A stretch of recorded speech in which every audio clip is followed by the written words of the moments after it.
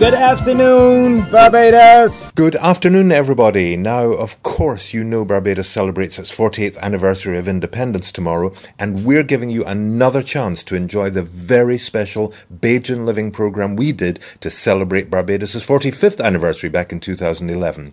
We had a very distinguished panel of guests in the studio, and we spoke with them about the whole build-up to independence, the ceremony itself, and even some of the music that was played at that momentous event. And thanks to the Government Information Service, we were able to hear the live broadcast that actually went out at midnight on the 29th of November 1966. So before we hear that programme again, we especially want to thank our loyal sponsors, Carib Rehab, who aim to keep you able and also enable you to hear programmes like this celebrating the 48th anniversary of Barbados' independence. We had a fantastic lineup of guests, didn't we, Peter? Yes, a most distinguished panel, so you need to call up your friends and tell her to tune in to Bajan Living, because this in itself is going to be a really spectacular event. So let's remind ourselves of the wonderful lineup of guests who came to share their memories and thoughts with us, all of whom were there on that memorable night in 1966. We were delighted to welcome the then Honourable and of course now Dame Maizie Barker-Welch.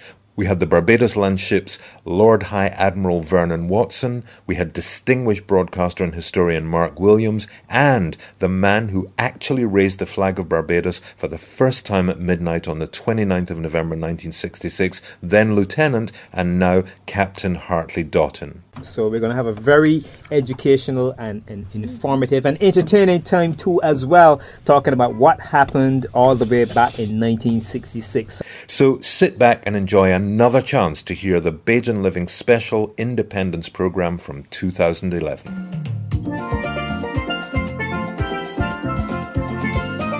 Let's wind back a bit and talk just a little about the birth of the idea of independence for Barbados. Yes, Mark. Leading up to independence, I think Barbados came alive after His Excellency Walton Barrow decided that the country is self-sufficient and we should have independence. But there were a group of people in Barbados who was opposed to the idea and figured that we should have independence within a federation. Coming out of that time, we saw the formation of several groups, the underprivileged, the under-40s, everybody was under at that time, and some went across the length and breadth of the island, both trying to be for and against. As a result of that, a lot of young politicians were born.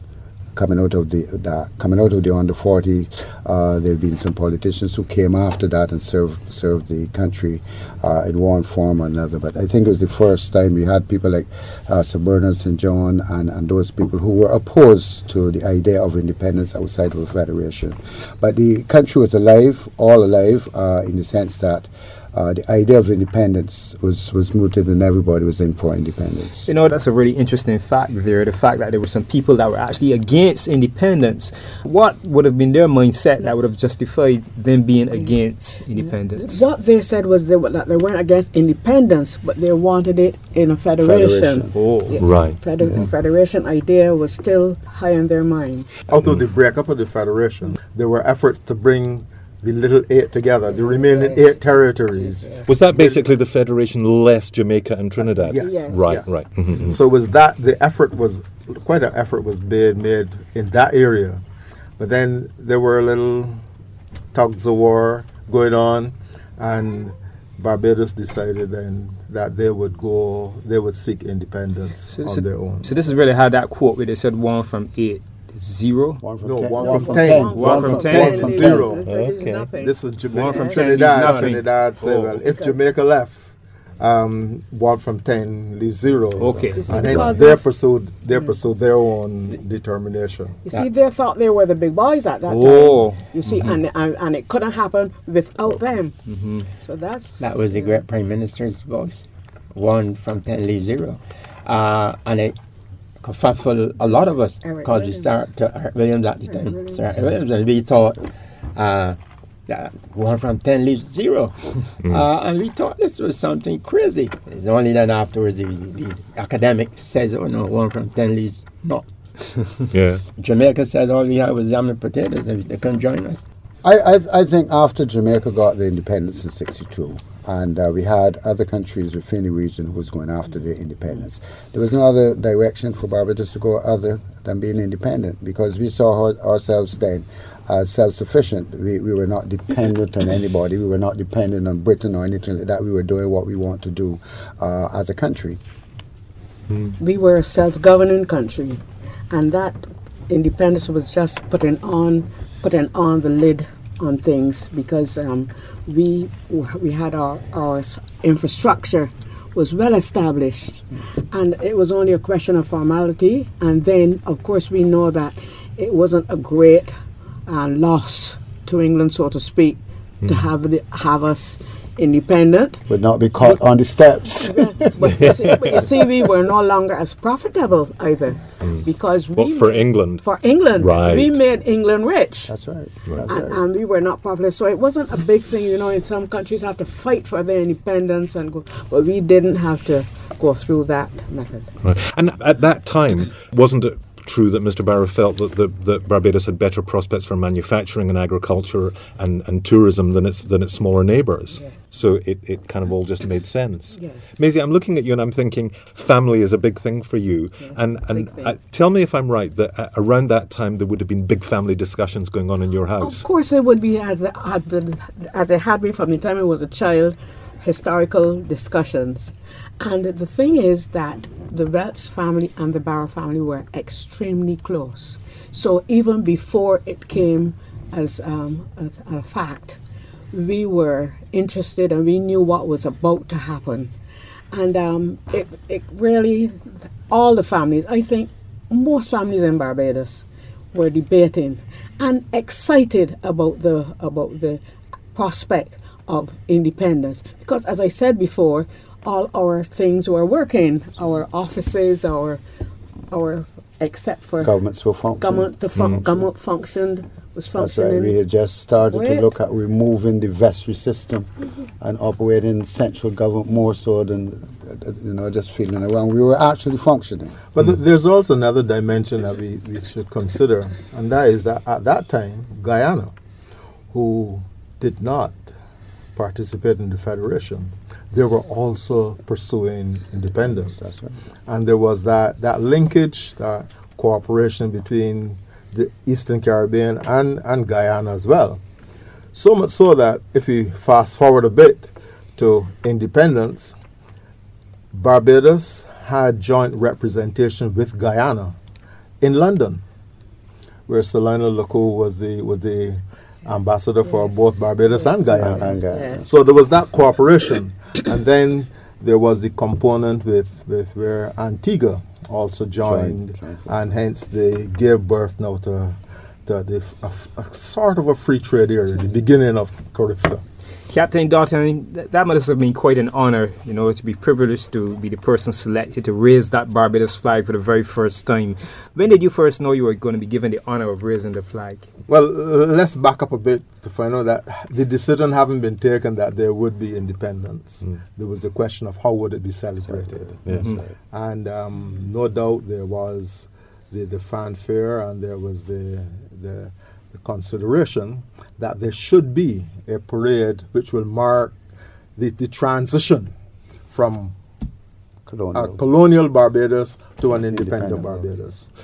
Well, that's actually what we're building up to in today's special edition of Bajan Living here on QFM 100.7. And what we've actually managed to do, and again, we'll be giving all the thanks later on, we've managed to trace some of the pieces of music that were actually played on that night at the ceremony. And despite the weather, which we'll hear all about later, the horses did manage to perform. And this is a piece called Keel Row. It's the trot march of the Royal Horse Artillery, and this recording is played by the Royal Scots Dragoon Guards.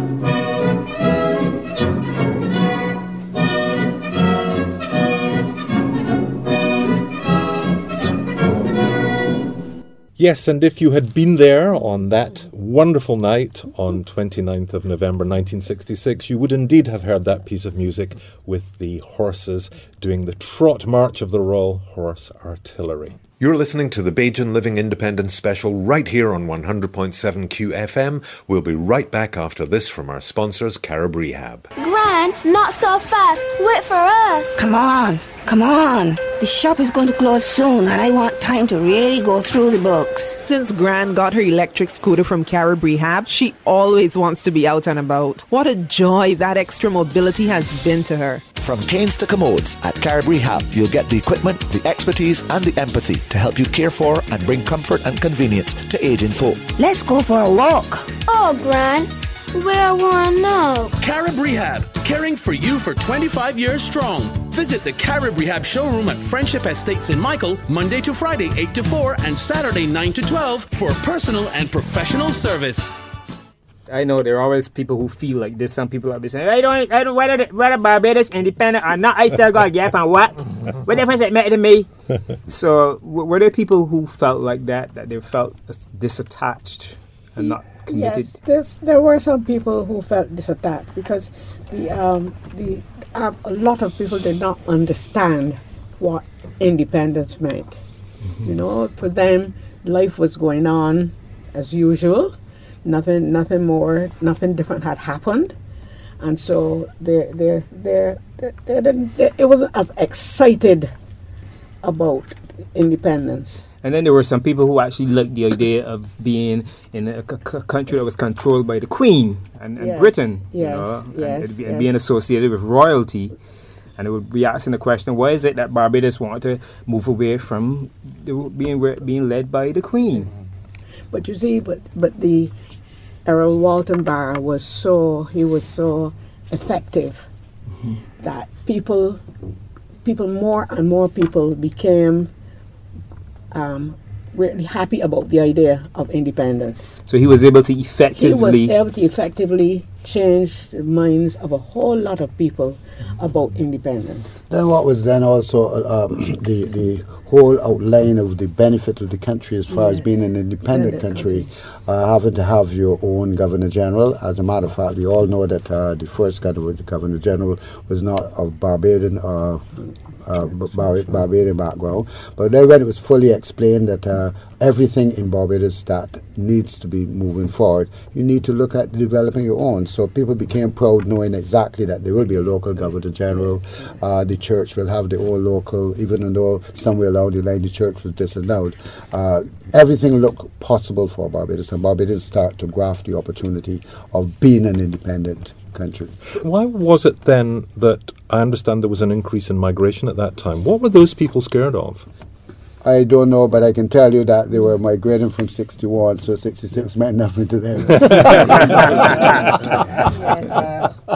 But in addition to that, I think that the whole concept of independence and what it held for Barbadians was fully vented during the campaign of 1966, because there was an election there in 1966. That's right.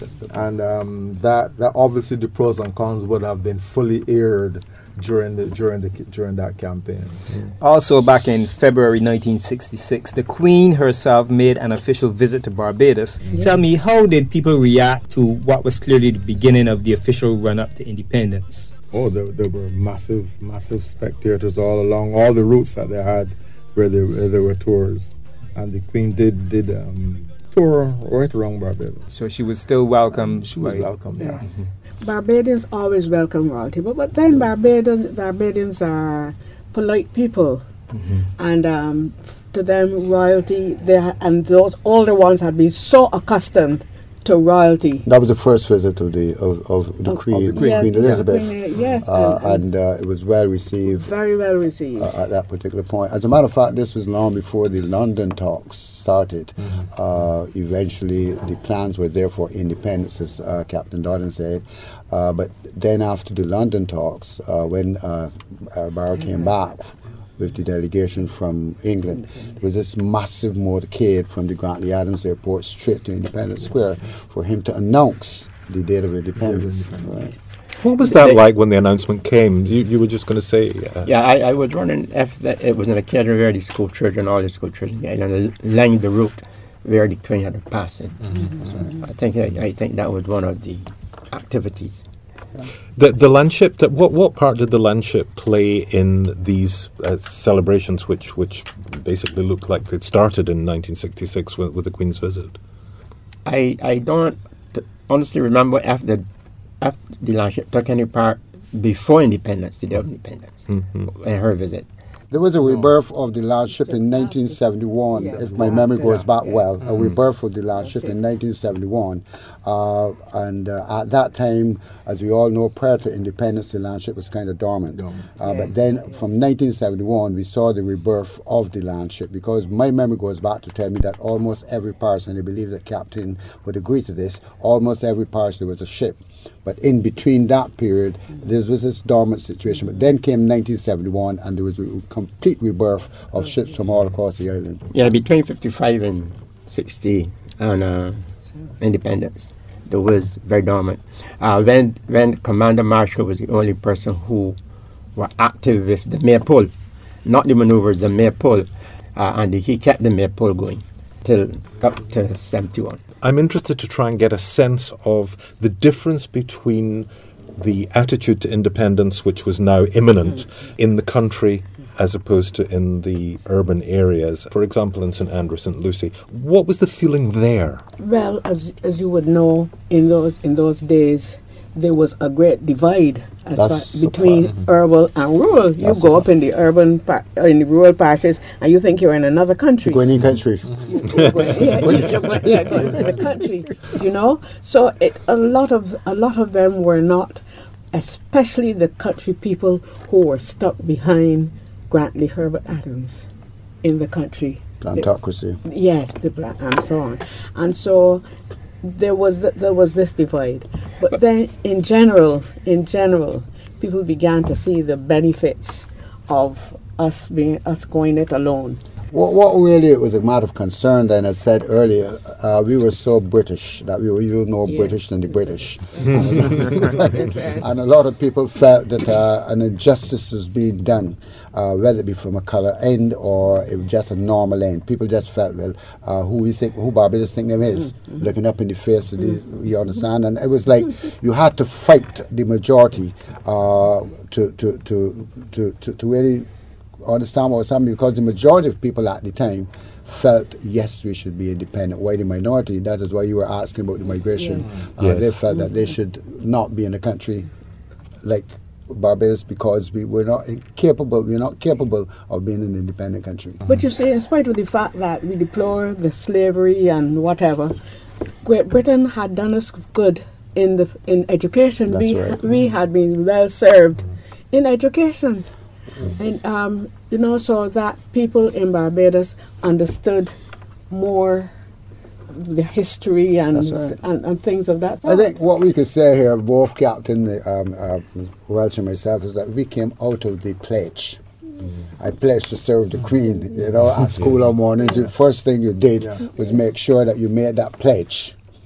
Yes.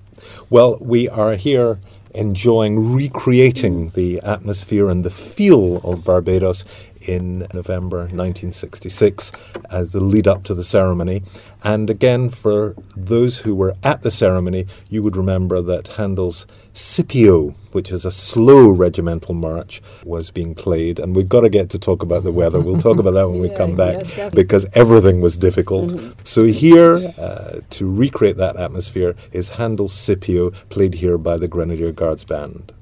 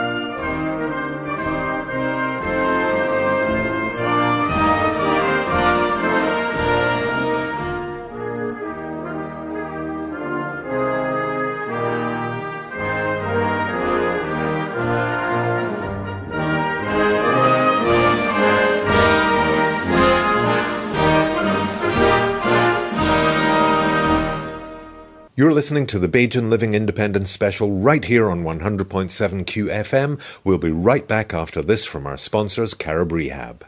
What have I done to my back now? Gee, my wrist is so sore. I couldn't turn my head. The pain was excruciating. Office jobs, easy on the body you'd think, but really they can be the root cause of so much pain and misery for so many.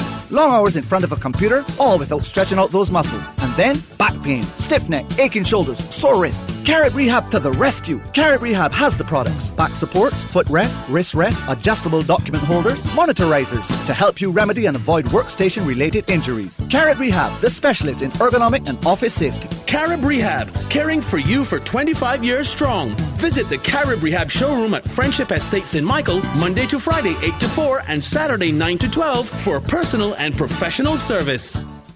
Now, you were starting to answer a question earlier, Captain Dottin, about how you found out. Well, Peter was asking you that. We had a briefing after the parade was drawn up.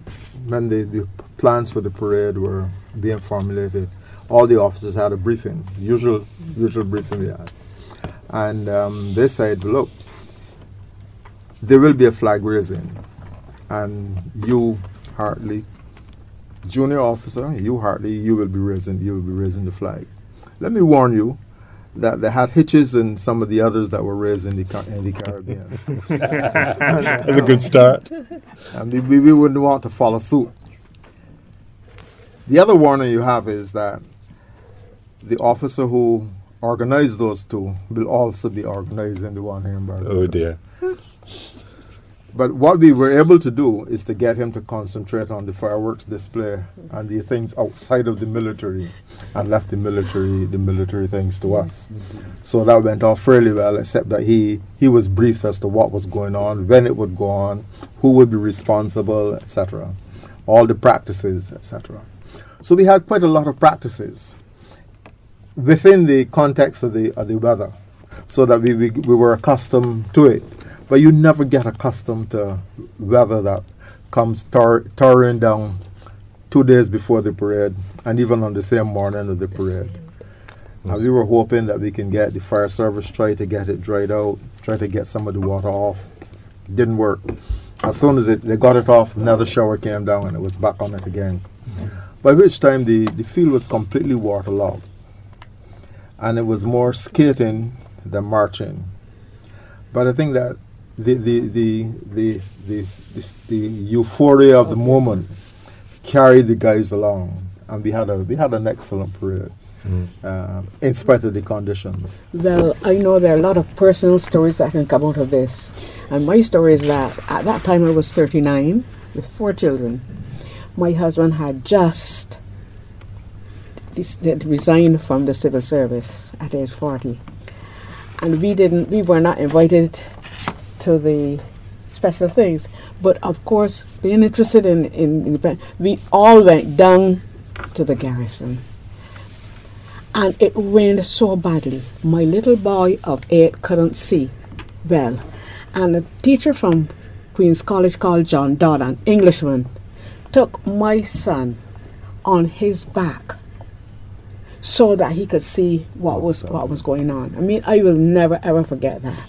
That's as a matter of fact, those of us who lived that occasion, it will remain with us forever, because I remember well that night, the garrison, every space the garrison was taken up, the trees, you name it, and people from vantage points and some of the buildings across from the garrison to observe, because as you know, no landmark has been placed since independence, but I personally always remember when it passed in that area. Which is the southern end of the garrison. That's around where the hard courts are. Hard court, you know. Matter of fact, the hard courts are on the base of the pavilion that they had.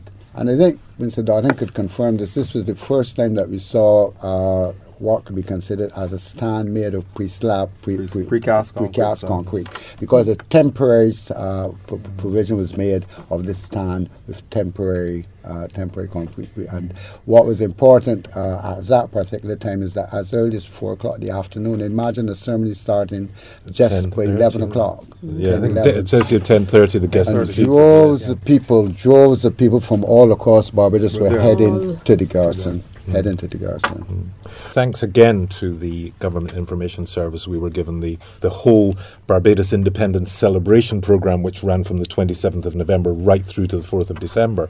The official programme of events, 10:30 that night, the guests were to be seated. 10:35, Prime Minister and Mrs. Barrow arrives. Then 10:40, the Royal Party arrives. Capture for us that atmosphere. What did that feel like? You were all there. Tell us what that felt like. Wild excitement. I am sure that I have not seen before or since that sort of excitement around the garrison. I mean, people, numberless. I tell you, it was wonderful. And you could feel the electricity. Yeah. You could feel throughout the whole crowd how proud we were to see. Marching on to the parade ground, one get that there was a buzz, not a noise, just a buzz of expectancy. What is going to happen? What will the magical moment be like? That's Captain Dottin on the parade field. For us, our excitement came when the horses were trotting, coming around the garrison. They were bringing in the then governor, who then became the Governor General. So Duke and Duchess of Kent. Yeah, so you look across, the Duke and Duchess of Kent, you look across and all your eyes were fixed on is the far end of the garrison, watching the horses as they trot to come on to the parade square. They would have already been on the parade square. Yeah. So what about it? What was it for you, Admiral? Coming from the country, St. Thomas Island, St. Thomas, it was difficult to get into town. And I drove and I parked in there in the Garrison Hill. I remember up to Saturday coming, leaving the garrison on after rehearsals. I has never forgotten that spot that I parked on that night. And the only thing I was not as high as tall as then as I is now, and all I could have said was the police, the riders, the police horse riding. I could not get the stage because when we get down, the place was jam-packed. Well, we're building up a sense of this atmosphere, and we're now going to take it just a little closer to the peak of that moment with another march. You were talking about March Past, the Royal Air Force March Past, which was played that night and is played for us here by the band of the RAF Regiment.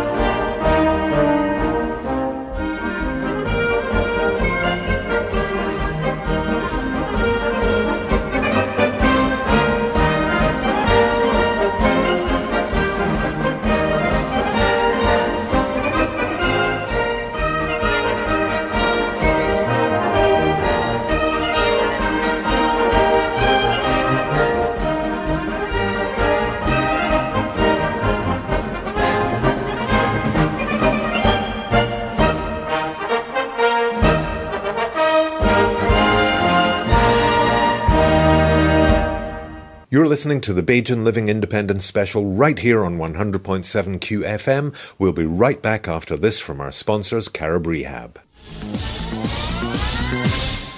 A little boy leaves his ball at the top of the stairs. Dad's rushing to get to cricket. A few weeks later... Hi, Kevin. How you feeling, bro? Like them wheels, man. Not too bad, all things considered. Doc says I could be walking in 5 weeks. I'm talking about wheels. Thanks to Carib Rehab, we got some neat equipment like this wheelchair that helps make getting around and doing things much easier. Carib Rehab. patient care equipment, supplies, expertise, empathy. Carib Rehab, caring for you for 25 years strong. Visit the Carib Rehab showroom at Friendship Estates in Michael, Monday to Friday 8 to 4 and Saturday 9 to 12 for personal and professional service. Yes, we're here on Bajan Living. We're having a very special Independence edition. We've got some distinguished guests, the Honorable Maizie Barker-Welch, the Barbados Landship Lord High Admiral Vernon Watson. We have broadcaster Mark Williams, and we have Captain Hartley Dottin. And of course, Captain Dottin, he will be telling us a little bit as how he felt as it got closer to that time when he raised the flag. Was he excited? Was his palms sweating? Did he feel like he want to go to the bathroom? How was it for you? No, nothing like that. It was cold. It was cold and wet. Cold and wet. But in addition, I had a duty of responsibility to be commander of the First Guard. And this was so designed so that I would be able to have easier access to the flagpole to raise the flag.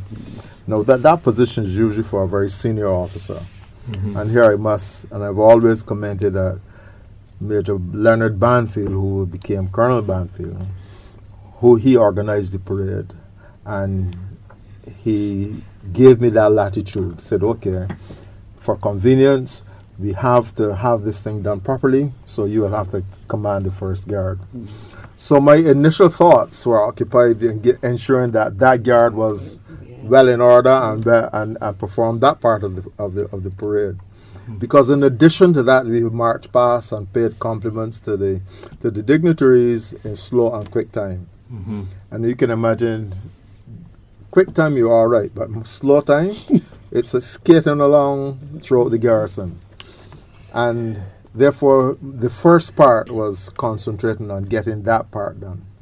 But then comes now a minute and a half to midnight, and you know that this is it. That's fantastic. But with all the military, and this is important that we should understand, when you practice, and when you know what's going to happen, on the time, all you have to do is to do what you have been doing all the time, because you know it. You have practiced it. And we were sure that the flag was going to go up the right way, and that the only hitch would be, will one of the ropes slip off the pulley? Because of the wet conditions, it was easy. The rope swells when it gets wet, and then will it slip off? Fortunately for us, it didn't. Well, this is the moment we've been building right up to, because now, courtesy of and thanks to the Barbados Government Information Service and Lynn Lucas in particular, we're going to cross over to a recording of the live broadcast which actually went out at that moment. So now let's hear the voice of the late Alfred Pregnell as he picked up the live commentary following the prayers for the new nation which had been just delivered by Bishop Evans of the Anglican Church.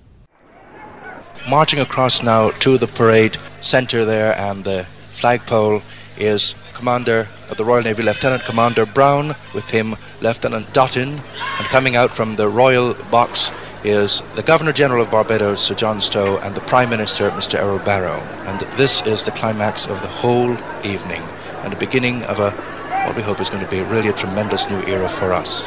In a couple of seconds' time almost, the lights will dim, and in the darkness, the Union Jack will disappear. Here now, for the last time, is a salute to the Union flag.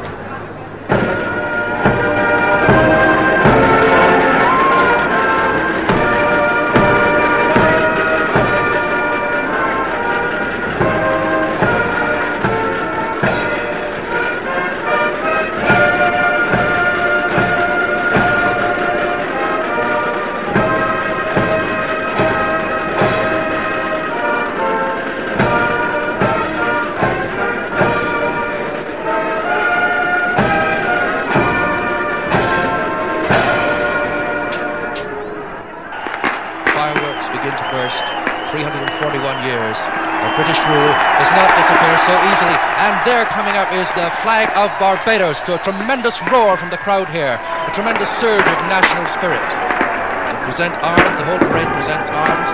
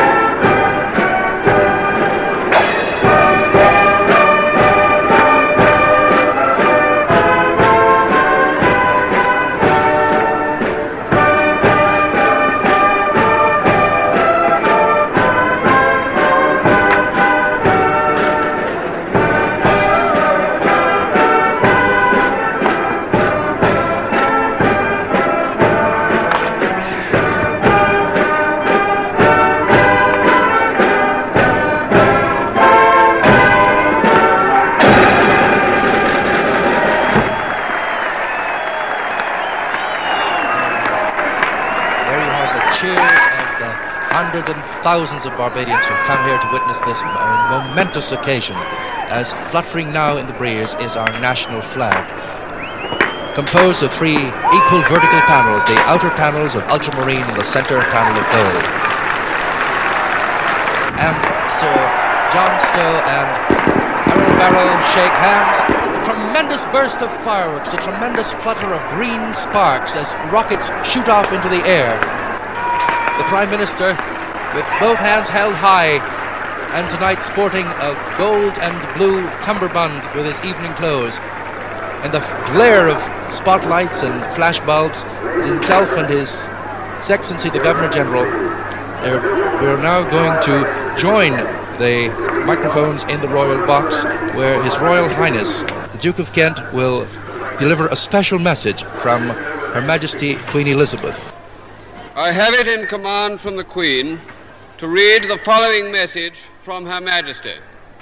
I have asked my cousin, the Duke of Kent, to represent me at the independence celebrations of Barbados, and it is with real pleasure that I send you this message at such an important and happy moment in your history.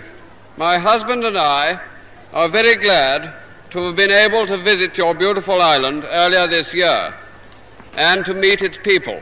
With that enjoyable memory still fresh in my mind, I join with you in celebrating your country's independence and in welcoming you as a member of the Commonwealth. My thoughts go with you as you step into independence.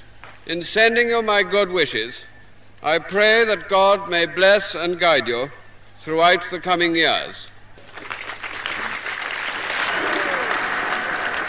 And now, Mr. Prime Minister, it is my pleasure and privilege to hand to you, as the representative of your people, the constitutional instruments embodying the independence of Barbados. And Errol Barrow, his voice choked with patriotic pride, received his nation from the hands of the British. Your Royal Highness, this is a very proud moment in the history of the people of Barbados. I am glad, as I am sure that the members of my government are equally glad, that we were born at a time when we could see this eventful day. One of your poets said, "Bliss was it in this dawn to be alive, and to be young was very heaven." If I say that to be young and to be alive in Barbados tonight, I feel as if I were in paradise already, you will forgive me. Your Royal Highness, on behalf of the people of Barbados, on behalf of the government, on behalf of the young people of Barbados, I should like you to convey to Her Majesty the Queen the heartfelt thanks of us all that she was, on this eventful day, the head of the Commonwealth, and that she elected to send you, her trusted cousin, to see us through the dawn of independence. I should like also to thank Your Royal Highness and your gracious lady from the bottom of our hearts for having presided in such an able manner on this most auspicious occasion.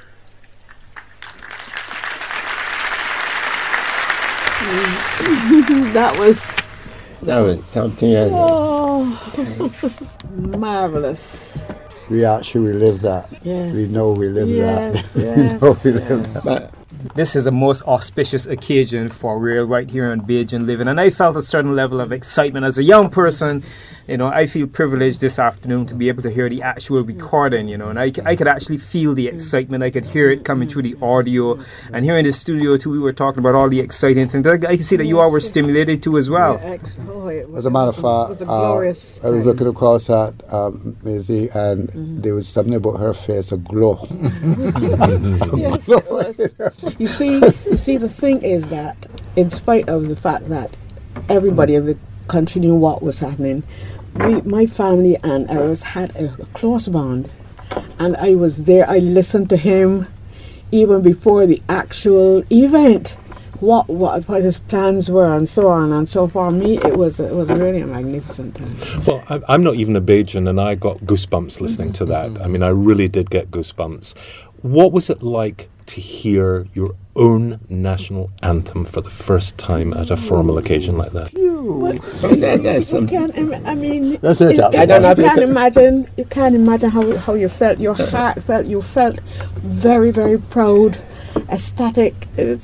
It was really, really a good time. How you felt, mate? I don't know if you could describe it. It was something newborn. You did describe it to me off air just now. You said it's the first time that we've ever heard the national anthem played like that. That's right. Oh yes, that is true. First time you said it's the first time I've heard, and I did mention to him since that there were changes made to it by other band directors, but there was no other time. There will be no other time other than that time that the anthem would be played. I tell you, that's precious. It was for us in the regiment. We never got the whole anthem. We just got enough to act out what the parts that we had to play. But it was really touching at that moment, as if you have now come of age, and with the coming of age, there's the responsibility for your own destiny, and this is what was conveyed throughout the whole feeling in the regiment, that we now had a responsibility now to really protect our own land. So it was that aspect too that brought to the fore that true sense of responsibility and being truly Barbadian. I think there's something, and the other members of the panel will agree to me this. There was a blessing. Immediately after that, there was a blessing, and it proved that we were in the right direction, because rain came down. And drove, even the soldiers marched off in rain. Marched off in rain. So we were given a message, not only as a happening, but we were given a message from the Almighty that we were in good hands, and everything would be right for us. And that is why I've lived with all the years, 45 years of independence, that we came into independence not cold, we came in with the wishes of the supreme powers. What I also found to be really interesting was the transition to where they had the guy was speaking with the English accent, with that really traditional British accent. And then you heard Admiral Barbados gone up there and he just spoke with this Bajan. This Bajan was just coming through, you know. You could. I don't know if you knew that several persons had that joined the competition. There was a competition for the national anthem. That's right. Yeah. Okay. There was. My husband wrote an anthem as well. We have a copy of it at home, the music and the words, and other people that I know. So I mean that too helped people, you know, to spur people. Stimulate. There was competition for the coat of arms, the flag, and the anthem as well. Those competitions. So the population pretty much was involved Yes. in the entire process. Yeah. And a lot of people supported that competition because it came out of the schools. Schools were allowed to submit designs. Students at schools were allowed to submit designs of the flag, and also to submit lyrics for the. Yeah. It was a teacher who did the Prescott. Yeah, Prescott. Prescott. You alluded to it just now, Captain Dottin, that it was, Barbados was starting on a new road, which put a lot of responsibility on Barbadians themselves as individuals. It wasn't just responsibility of government, but of each and every individual to realise that they were starting a new path in life, and they had to make it work. And to what extent do you think the people felt this or realised this after that night? I think that they felt this. The Barbadians came on board, and I think they have remained on board. From that time. If you look at the regiment, we were all volunteers. But during that independence period, the week 10 days before independence, we were all brought into the garrison. And we lived in the garrison during that period of time. So there was that togetherness there among all of us. And in spite of the rain, that's why we took the rain very much in our stride. And that demonstrated the willingness to be together and to undertake the responsibility of nationhood. And there were all sorts of celebrations. You were talking earlier, Peter, about the Supremes, weren't you? You would know I would have an interest from entertainment yes, indeed. of the entertainment that occurred. And I've heard many stories from about what happened with the Supremes, the event that didn't really happen. And Mark Williams, you were promoting from all the way back then, along with Al Jilts, who I'm always joking, talking about how he's about 100 years old. He's been around so long. Tell us a bit about that Supremes event. Coming into independence, several people were invited to Barbados to be guests on the island for the birth of the nation. Among those was the Supremes, who was probably the major act across the world at the time. Definitely. And the Barbados Hilton was opening that same evening, the evening before. So you had the Barbados Hilton, you had Conrad Hilton was here at the time, and a lot of dignitaries. The Supremes at the reception at the Hilton, because there was a reception, but then it was made possible for them to perform for the public in Independence Square. As a matter of fact, it was also the birth of Independence Square, if you remember well. We had reclaimed the land, and we had turned it into what we could reclaim it and brought it into what it was then named Independence Square. And there was a special barge provided for the performance. Just was a floating barge. People, and more people. People across the bridge by the public buildings, people across by the everywhere you could think about. I think what happened, the Supremes came by what we would call police escorts to the Independence Square. When the folks heard that the Supremes were arriving, they got as far as the barge. And everybody, wherever they were standing, moved from point A and moved forward to the stage. As a result of this, disorder took place. The police were trying to control the movement of the crowd. The crash bars were pushed down. Unfortunately, there were chairs for dignitaries that was enclosed in the crash barriers that were trampled. And it was not that it was a wicked thing, it was that people were trying to see the Supremes.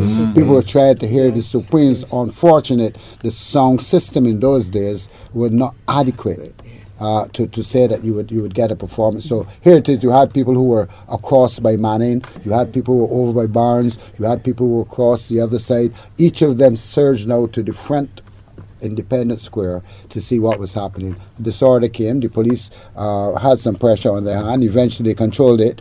The Supremes were not taken back by escort to the Hilton, they were taken back by fishing boat. They were taken by fishing boat back to the Hilton as a result of what was happening.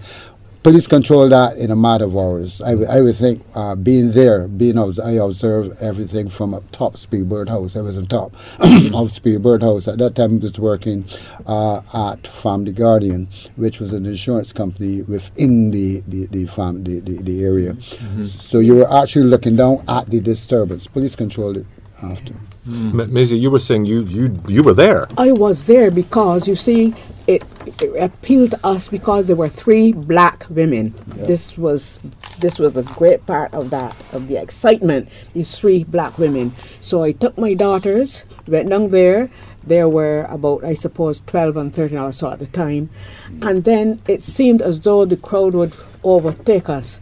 But the British High Commissioner, who had known us and so on, he said, please come. And he put us in his car and took us away, because I don't know what actually happened after that, but the crowd, it was like a menacing crowd. You felt you would be lost.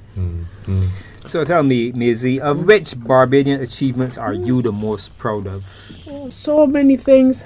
We have been able to be part of the Organization of American States. Our voice is heard in the United Nations.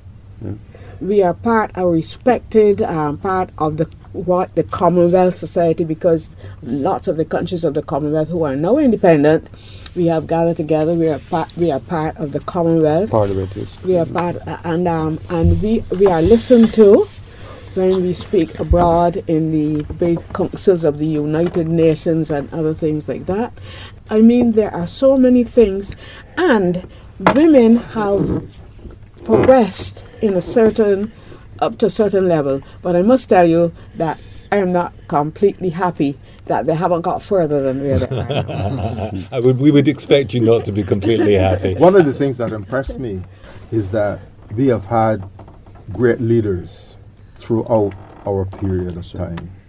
We have had changes in government without any real dislocation, without any acrimony. That's right. That's right. We have just had differences of opinion. Now, who would not have differences of opinion? But then there is always for the good of all. And the change of government has gone almost unnoticed. And I think this is a sign of maturity and dignity. If I should support the question asked, I would say that my glow, my feeling, my happiness is Barbados being a member of the United Nations, as Maizie Barker said. When the privilege, and one must be honest with themselves, I think at that time the first person was made ambassador for the country there was Sir Frank Walcott. And then when the time came around for Barbados to address the United Nations, we felt proud. We felt, who don't want independence really know it and what? Because here was you had the then Prime Minister, not Premier anymore. You had the then Prime Minister addressing the world at the Forum of the United Nations. Again, the proudness is the final point. The proud point here was the appointment of our first Governor General, moving from the control of the Governor to Governor General, which was Sir John Stowe at the time, who acted as Governor General, and then having the fact that here it is we have Sir Winston Scott, a Barbadian of birth, Barbadian everywhere loudly. So you start to feel a sort of independence moving with you. Admiral Watson, what are you most proud of? First, I want to agree with both Maizie and Mark about her voice being heard as a member of the United Nations. Because I used to read a lot about United Nations in The Advocate. Remember, I used to buy The Advocate, Frank. My father used to give me an Advocate when it was 6 cents. So, you know how long you was reading The Advocate, and you read a lot about United Nations. When we became matured, and then be a part of United Nations, that made me, as a country boy, feel very proud. We're going to be just asking you what your favourite part of this particular programme has been, because I know you all have been excited by some of the things we've said and done and heard. But just for a little break in a moment, and then we'll come back. We've been playing British marches all night, and of course now Barbados' independence. So how about we have a Barbadian march, and what better than the Barbadian march of the Merry Men with God Bless Bim on Independence Day. We're going to listen to a little of that, and then we'll come back and begin to wind up.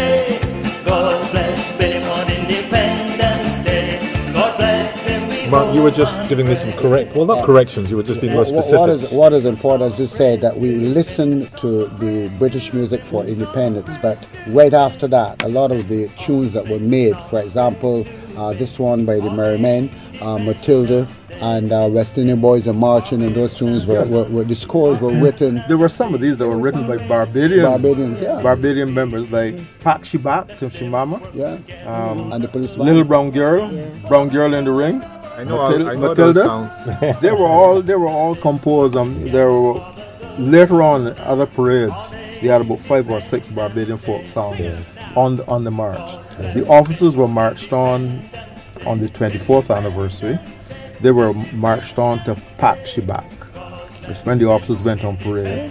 The Trident of Bimshire marched on the colours. Trident of Bimshire was played, and that was arranged by Kenrick Moore, who was a bandsman at that time. Mark, tell me, you were saying a bit earlier, what's been your favourite part? And unfortunately, we're running out of time today, but what's been your favourite part of today's programme? I'd like to be honest with you. I've already started to feel being proud of being a Barbadian, even though there may be times in my life that you wonder. But today's programme did a lot to relive something that a lot of people seem to have forgotten, and I hope that somewhere along the line, for the benefit of the young ones, children at school today, and I hope that some provision will be made that this program could be replayed for the benefit of those children who were born on Independence Day. Mm-hmm. And a special effort was made on the 10th anniversary of the nation to find those children. And I scout Barbados for those 6 children. I've got a photograph of them. So today's program meant a lot to me.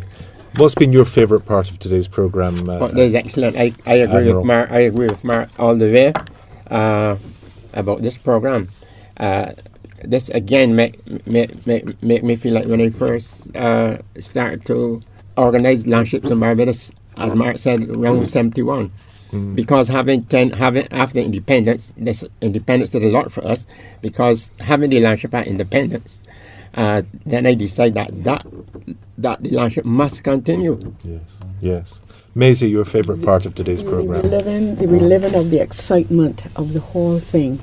You know, and I'm in agreement with you that children nowadays ought to learn more about this wonderful event in the history of Barbados. And finally, as it were, for the gentleman who raised the flag on that momentous occasion, Captain Dottin. It was exciting to hear how others saw it. I didn't see him very much at the parade, but I could just, that was interesting to see the different views of how people accepted it, how people received it, the part they played in it. For me, was still being there.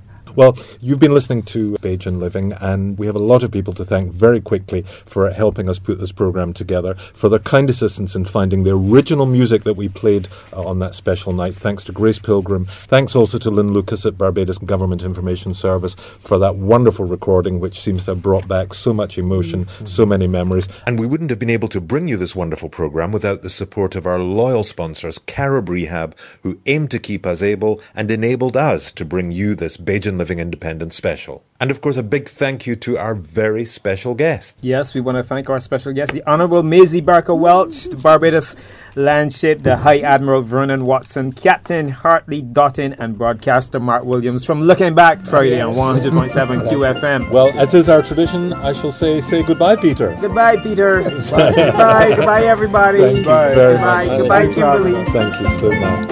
We enjoyed that so much. This program has